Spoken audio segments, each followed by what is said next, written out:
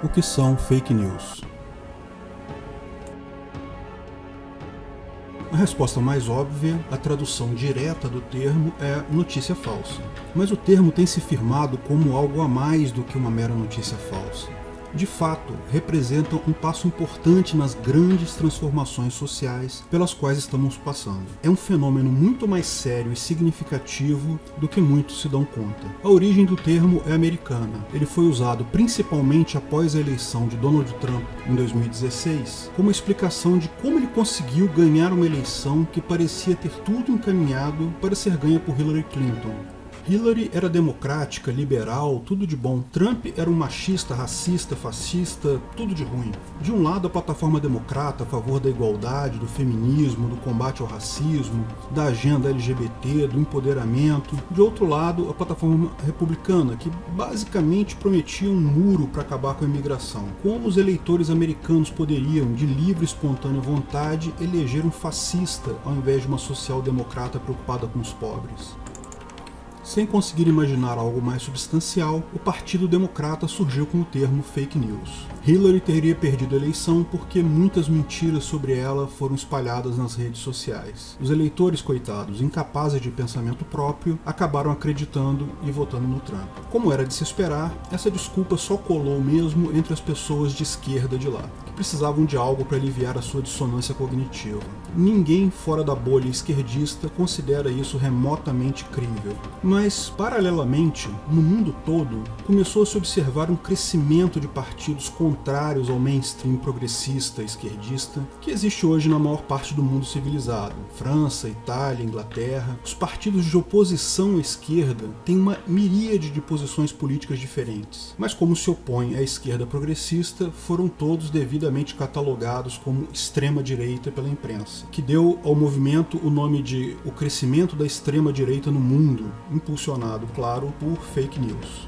O termo fake news, portanto, não se refere a mera notícia falsa, mas sim a uma grande teoria da conspiração criada pela esquerda progressista e propagada pela imprensa tradicional, visando justificar a sua perda de poder mundial. Mas engana-se quem acha que isso tem alguma coisa a ver com meras notícias. Notícias falsas sempre existiram, de todos os lados, e isso nunca mudou a eleição. O problema é outro, mas a esquerda não pode atacar diretamente esse problema. A imprensa também enfrenta o exato mesmo problema que as esquerdas, mas sabe que também não tem como atacar o problema diretamente. De fato, o grande problema para a esquerda progressista, que também é um enorme problema para a mídia tradicional, é a internet. É o barateamento do acesso à informação. É a disseminação descentralizada de informações. Esse problema uniu fortemente a mídia tradicional e a esquerda. Essas duas forças, é verdade, já eram bastante convergentes, tanto aqui no Brasil como no resto do mundo. A grande imprensa sempre foi tendente ao progressismo, à esquerda, mas o que era uma tendência moderada virou um apego desenfreado. Em toda a minha vida adulta, e olha que eu já tenho uma certa idade, sempre via a pauta progressista apresentada como algo positivo nos jornais e na mídia tradicional. Eu, pessoalmente, não concordava com a maior parte dos pontos dessa agenda progressista, mas sempre tive a impressão de que eu era uma minoria, uma exceção, que a maior parte do povo acreditava nos valores ali expostos, vistos serem sempre apontados de forma positiva. Foi somente de 2010 para cá, com o advento das redes sociais na internet, com a informação fácil e acessível, e principalmente com o advento de páginas e grupos políticos, que pude perceber que isso não procede. Sempre existiu uma enorme quantidade de pessoas com ideias contrárias à esquerda progressista, que, no entanto, era invisível no cenário político. Repare que o que está acontecendo é uma mudança no paradigma de distribuição de informações. Sempre tivemos acesso a informações descentralizadas e a informações hierárquicas. O que acontece na nossa vizinhança, na nossa rua, ficamos sabendo ao conversar com um vizinho ou com um amigo de forma descentralizada. Mas grandes acontecimentos, guerras, economia, desastres, sempre recebíamos informações da mídia tradicional, rádio, televisão, jornais e revistas. Repare que isso acontece não apenas com notícias, mas com qualquer tipo de informação. Antes, se precisássemos de algum conhecimento técnico, alguma informação histórica, a alternativa era sempre a escola, onde os professores nos passam essa informação, ou livros sobre o assunto.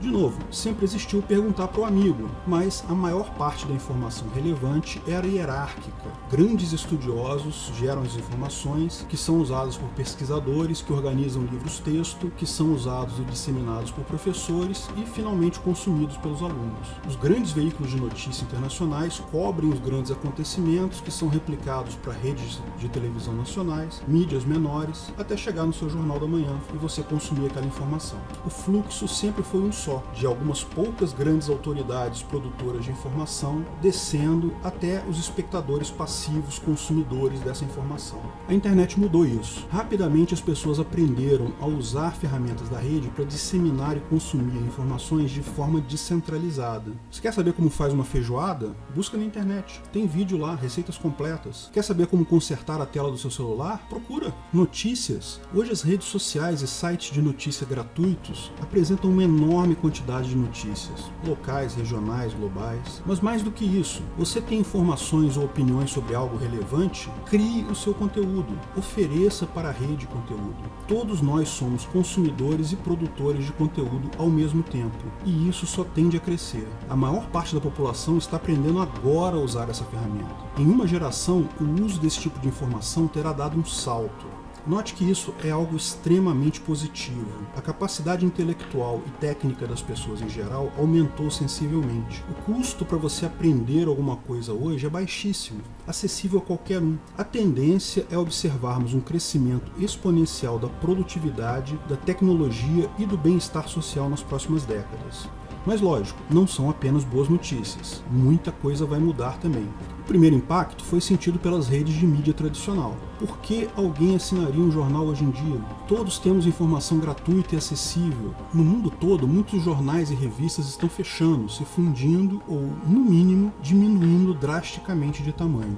No Brasil, é notório que jornais e revistas se tornaram reféns de governos federais, estaduais e municipais. Grandes anunciantes fora disso são poucos. A televisão e o rádio ainda se assentam na produção de entretenimento, mas mesmo isso tem sido abocanhado por competidores muito mais ágeis e de melhor qualidade na internet. O fato é, para a grande mídia tradicional, só a morte da internet salva. Mas eles sabem que não podem dizer isso. A população quer internet. Então eles adotaram essa figura fictícia da fake news como um grande problema a ser combatido. Se pelo menos eles pudessem limitar o acesso das pessoas à informação na internet, ou se colocar como um censor geral que diz o que é verdade e o que é mentira, conseguiriam respirar um pouquinho. Mas tem um problema nesse plano da mídia tradicional. Fake news não é um problema para as pessoas em geral. Ninguém se incomoda realmente com isso. Todos sabemos que existem notícias falsas. Já recebemos inúmeras notícias, desde levemente maquiadas até completamente falsas. Desde teoria da conspiração alienígena até deturpação pura e simples de fatos concretos. A maior parte delas identificamos que são falsas imediatamente. E o resto acabamos checando a veracidade ao conversar com amigos ou verificar isso em outras redes. O número de notícias falsas que efetivamente são consumidas é mínimo. E, é sempre importante ressaltar, também existe um grande número de notícias falsas na mídia tradicional. Então não há de fato uma diferença qualitativa para o consumidor. Algumas notícias falsas são problemáticas, e isso é realmente sério. Por exemplo, acusações de bruxaria que levaram a linchamento de pessoas inocentes. Mas repare que a sociedade atua como uma rede neural. Houveram casos, mas isso não se repetiu. A sociedade aprendeu com isso. Já há consciência que não se pode acreditar fielmente em meras denúncias. Essa nova realidade também é um problema para a esquerda. Ela conseguiu impor aqui no Brasil, graças à tendência progressista da mídia, um virtual monopólio da virtude. Praticamente qualquer coisa ruim era associada à direita, qualquer coisa da esquerda era apresentada como positiva na mídia. Alguns dizem que havia uma grande organização coordenando isso. Minha opinião é que não. Esquerdistas não são tão inteligentes a esse ponto. Não houve organização. O que existiu foi uma tendência natural à esquerda de pessoas da área de humanas, o que inclui o pessoal de jornalismo, que levou naturalmente a isso. Como a distribuição de informações era hierarquizada, não havia como se mudar isso. É um mecanismo retroalimentado. No momento que a maior parte das informações passaram a ser descentralizadas, isso desmoronou. Veja, muita gente ainda assiste jornais na televisão ou no rádio, lê jornais online, pelo menos o que está antes dos paywalls, né? Da mesma forma, as pessoas continuam indo às aulas, absorvendo informações técnicas e opinativas com professores. A informação hierárquica não deixou de existir, mas essa informação agora é criticada, contrastada com diversas outras fontes de informação. Mesmo informações técnicas, resposta de exercícios, tudo isso é verificado e criticado por alunos e consumidores de notícia. E lógico, opiniões políticas, principalmente aquelas opiniões claramente tendenciosas, tanto de professores quanto de jornais, são claramente percebidas. Esse é o motivo para a diminuição do apoio à agenda progressista e esquerdista no mundo. Ninguém questiona que a maior parte da pauta progressista são demandas válidas: respeito a diferentes religiões, respeito à sexualidade individual, direito de consumir a substância que quiser, tudo isso faz sentido. Mas, na maior parte das vezes, essas não são as preocupações mais importantes ou mais urgentes vistas pelos cidadãos comuns. É natural que o cidadão médio esteja muito mais preocupado com economia, empregos e segurança. A divulgação sem filtro das desgraças de outros países socialistas também gera um impacto significativo.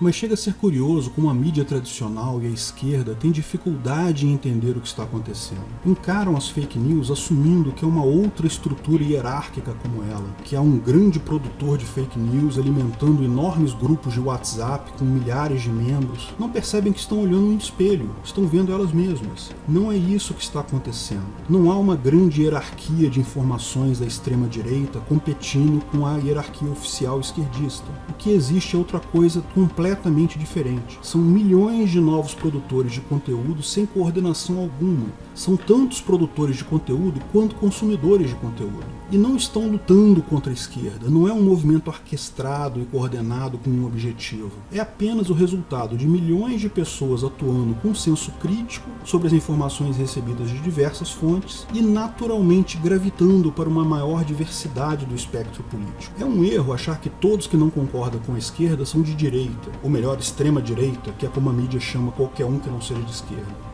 Na verdade, o que está acontecendo é que existem uma miríade enorme de posicionamentos políticos diferentes. Como é o correto de se imaginar em uma população sem doutrinação fixa. Surgem apoios a uma infinidade de posições dentro do diagrama de Nolan. E, naturalmente, a esquerda se esvazia no cômputo geral. Há um outro aspecto a ser observado. O ser humano valoriza a harmonia. Ninguém gosta de discutir com os outros, de brigar.